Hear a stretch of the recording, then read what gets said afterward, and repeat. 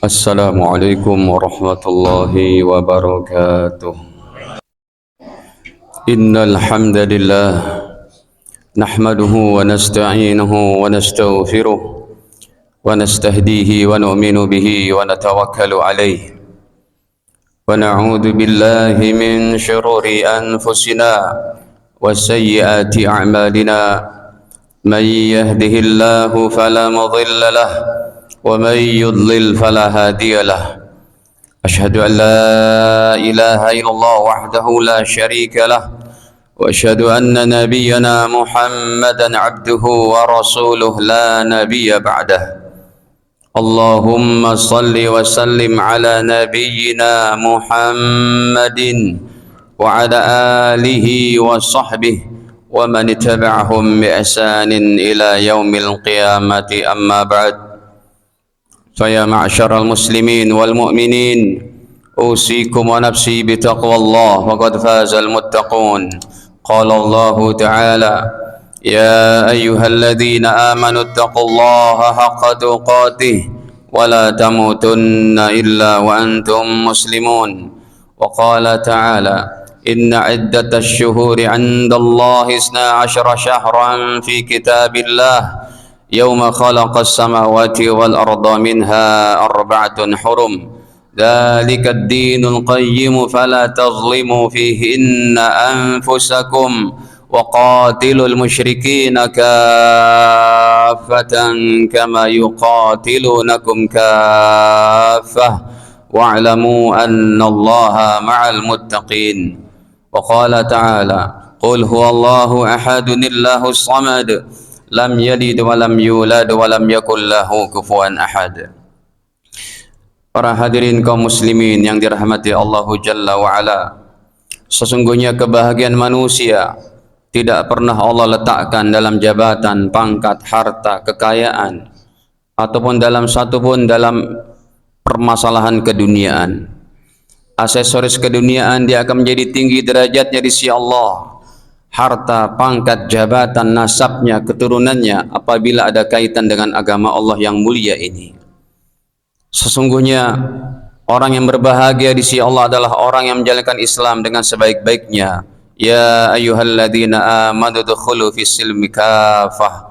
Wahai orang-orang beriman, jalankanlah Islam secara keseluruhan. Sidang salat Jumat yang dirahmati Allah. Dalam hadis sahih riwayat daripada Imam Muslim, Baginda bersabda, Innallaha la yandur ila suwarikum wala ila amwalikum walakin yandur ila qulubikum wa amalikum. Sesungguhnya Allah tidak pernah melihat seseorang dari bentuk rupanya, dari harta bendanya, tetapi Allah hanya melihat seseorang kepada hati dan amal solehnya. Hidup ini sementara, kematian tidak pernah memerlukan daripada sebab-sebab. Kematian tidak pernah memerlukan harus kecelakaan dulu, sakit berat dulu, usia sepuh dulu, tidak. Ada orang yang dia dalam keadaan sehat afiat, kalau memang waktunya sudah habis, idza jaa ajaluhum la yastakhiruna sa'ah wa la yastaqdimun. Kalau waktunya sudah habis, tidak akan bisa ditunda, di-delay sedetik pun, dan tidak akan bisa untuk dimajukan sedetik pun. Para jamaah hadirin sidang salat Jumat yang dirahmati Allah, terlebih kita berada di bulan-bulan yang agung. Di setiap waktu ada amalan-amalan, di setiap amalan punya momen dan waktunya. Bulan suci Zulqaidah, Zulhijjah dan Muharram sudah ada di hadapan kita. Bulan ini adalah bulan-bulan yang dimuliakan dan diagungkan oleh Allah Jalla wa Ala. Berdasarkan Al-Quran pada surat At-Taubah ayat 36, Inna iddatash syuhuri 'indallahi 12 syahran fi kitabillah. Sesungguhnya Allah telah menciptakan 12 bulan dalam Al-Quran. Muharram, Safar, Rabiul Awal, Rabiul Akhir, Jumadil Ula, Jumadil Akhirah, Rajab, Sya'ban, Ramadan, Syawal, Zulqaidah, Zulhijjah. Dari 12 bulan ini Allah katakan minha arba'atun hurum. Ada 4 bulan suci, ada 4 bulan mulia, ada 4 bulan agung yang dijelaskan oleh baginda Nabi dalam hadis sahih riwayat Imam Bukhari. Mana 4 bulan itu? salasatun mutawaliyat, 3 bulannya berturut-turut, Zulqaidah, Zulhijjah, Muharram, wa wahidun fardun, sedangkan yang satu bersendirian dan sudah lewat terdahulu, yaitu bulan Rajab mulia. Kita sekarang sudah berada pada 10 akhir bulan Zulqaidah, yang di sini diperintahkan kita untuk memperbanyak amal soleh, memperbanyak daripada kebaikan-kebaikan, meninggalkan daripada perbuatan-perbuatan yang dilarang oleh Allah Jalla wa'ala. Kalau tanah haram hanya berada di Mekah dan Madinah, tetapi waktu yang haram saat ini berlaku 24 jam di seluruh penjuru dunia. Sehingga pada ayat selanjutnya At-Taubah 36 Allah jelaskan, fala tazlimu fihinna anfusakum, jangan kalian berbuat zolim, jangan kalian berbuat dosa di bulan-bulan yang mulia ini pada diri-diri kalian. Inilah bulan yang Allah Ta'ala jadikan momen terbaik. 3 bulan ke depan, 90 hari berturut-turut dijadikan hari-hari ibadah, dijadikan hari-hari yang mulia, dijadikan menjadi hari-hari yang bernilai keridhaan Allah Subhanahu wa Ta'ala. Sehingga Allah letakkan juga amalan-amalan tertinggi Islam di bulan Zulqaidah, Zulhijjah dan Muharram. Hadirin para jamaah sidang salat Jumat yang dirahmati Allah Ta'ala, ketika ada momen-momen seperti ini, maka hamba Allah yang saleh, hamba Allah yang menginginkan kehidupan akhirat lebih baik, hamba-hamba Allah yang menginginkan keridhaan Allah Ta'ala, tentu dia akan lebih giat dalam beribadahnya. Pada bulan-bulan ini jangan tinggalkan daripada baca Al-Qur'annya, tahajudnya, bersedekah hariannya. Jangan tinggalkan daripada al-amru bil ma'ruf wan nahyu anil munkarnya. Jangan tinggalkan untuk senantiasa mempererat ukhuwah Islamiyah. Terlebih ketika kita sudah masuk 1 Dzulhijjah nanti. Dalam hadis sahih riwayat daripada Al-Imam Abu Daud, bahwa bahkan Imam Bukhari rahimahullah, Nabi bersabda, mal ayyam fi hadil ashr afdal minal amal fi hadih. Tidak ada amal soleh yang lebih hebat dikerjakan, melebihi daripada amal soleh yang dikerjakan pada 10 pertama Dzulhijjah. Qalu, para sahabat bertanya, walal jihad, sekalipun dengan berperang di jalan Allah wahai Rasul? Qal, Nabi SAW menjawab, walal jihad fi sabilillah, sekalipun berperang di jalan Allah, illa rajulun yukhatir binafsi wa mali falam yarji' min dalika bisyai', kecuali orang yang pergi jihadnya sampai bertumpah darah, nyawa melayang, mati syahid, ini tidak dia mengalahi. Tetapi kalau jihadnya dia masih pulang ke kampung halaman, ke anak istri, ke rumahnya, amal soleh di bulan 1 sampai 10 Dzulhijjah ini adalah lebih mulia. Momen yang tepat hadirin, kemungkinan insya Allah Jumat depan kita sudah masuk pada 1 Dzulhijjah kurang lebihnya. Pada 1 Dzulhijjah ini Allah Subhanahu wa Ta'ala memerintahkan kepada Rasul dan umat Islam untuk senantiasa yaitu mengagungkan Allah Jalla wa'ala. Bahkan diantaranya yang pertama, disunahkan untuk berpuasa bukan hanya tanggal 9 Zulhijjah, disunahkannya berpuasa bukan hanya pada tanggal 9 hari Arafah, tetapi disunahkan oleh baginda Nabi dari salah seorang istri beliau, bahwa diantaranya Bunda Aisyah berkata, kanan Nabiyyu sallallahu alaihi wasallam yasum tis'a Dzulhijjah, baginda Rasul mulai berpuasa dari 1 Dzulhijjah sampai tanggal 9 Dzulhijjah. 10 pertama Dzulhijjah ini menyaingi keafdalannya dengan 10 akhir Ramadan.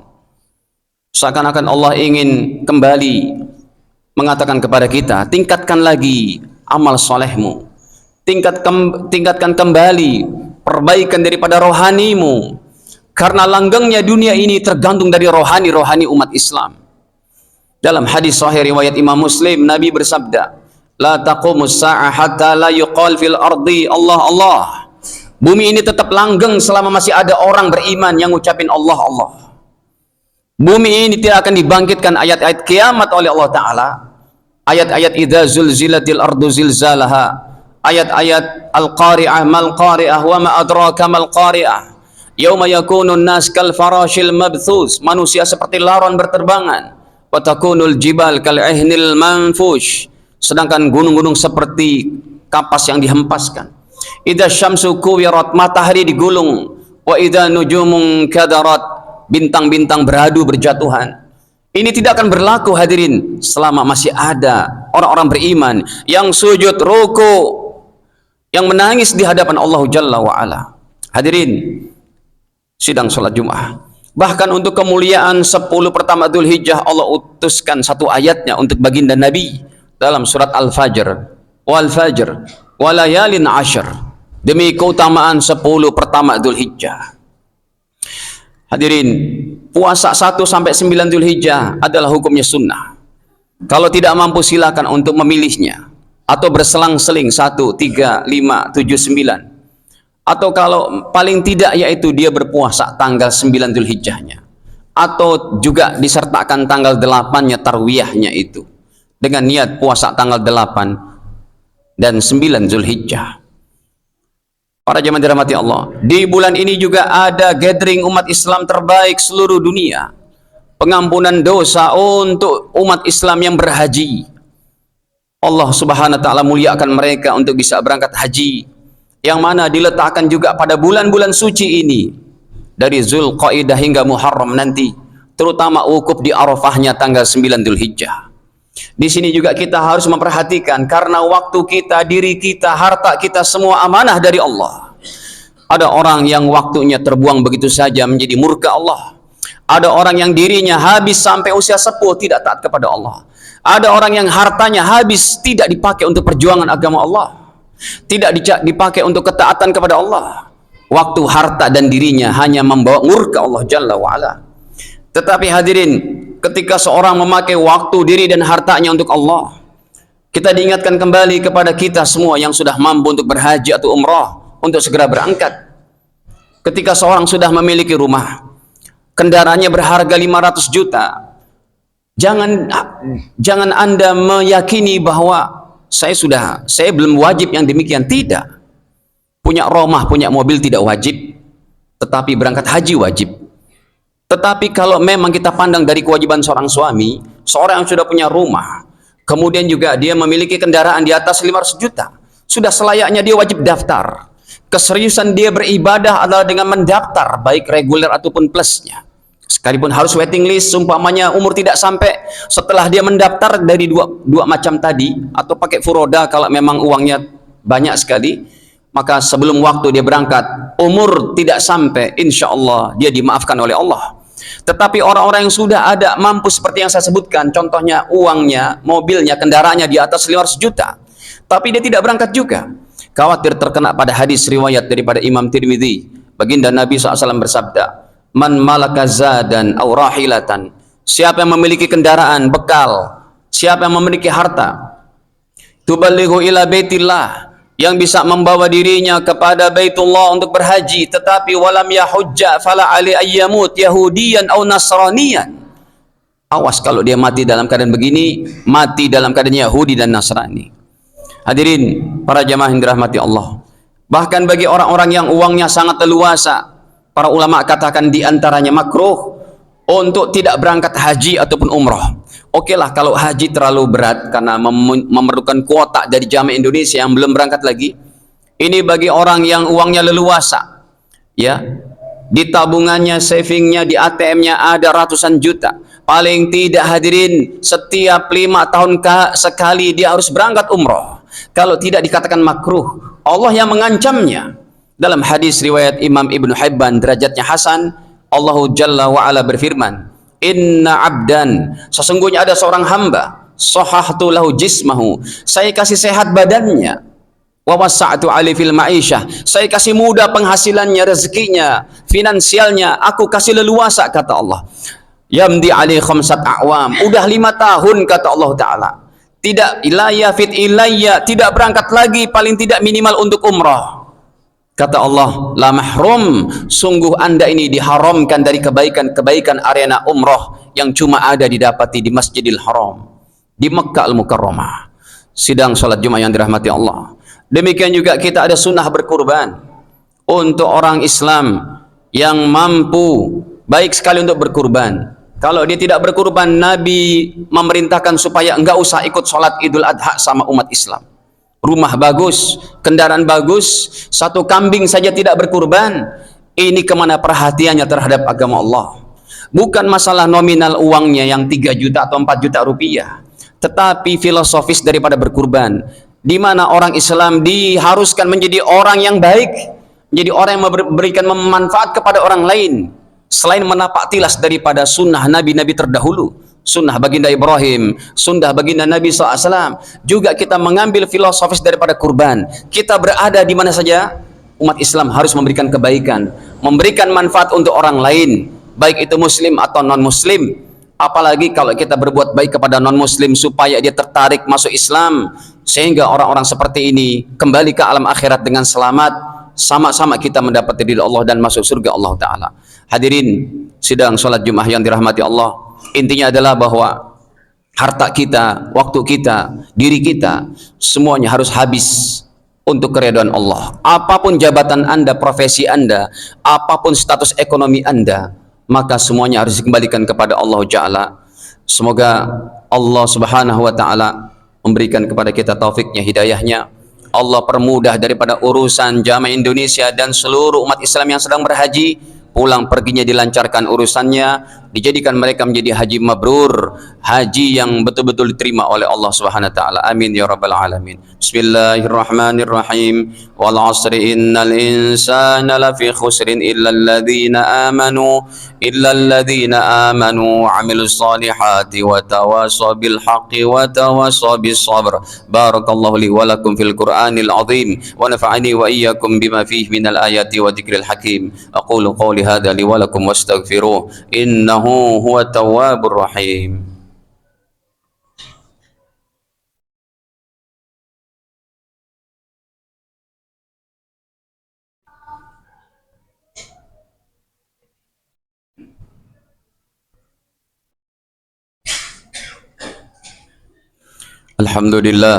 Alhamdulillahi rabbil alamin, wa bihi nasta'in ala umuri dunya waddin.